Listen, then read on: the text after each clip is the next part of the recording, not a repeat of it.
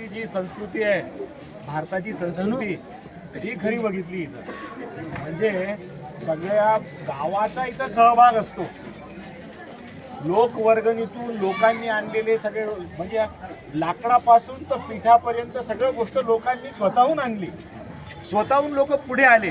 बाकी ठिकाणी काय असतं, एखादी मोठा माणूस येतो, स्वतः पैसे काढून देतो आणि त्याच्याकडून होतं ते. इथं तसं नाही आहे. इथं उत्स्फूर्तपणे सगळे लोक येतात, सर्वांचा सहभाग असतो आणि सर्व हे त्या ठिकाणी काम करताना, म्हणजे लहान पोरांपासून तर फार म्हाताऱ्यांपर्यंत सगळ्यांनी इथं काम केलं. मी काल पाहिलं, हे आजपर्यंत मी कधीही कुठेही बघितलेलं नव्हतं.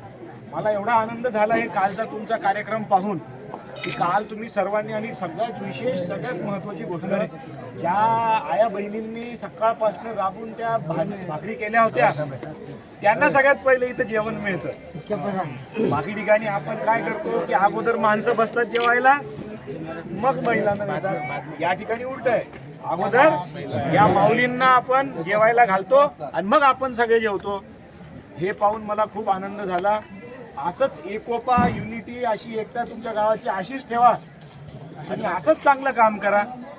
चला, आवजी.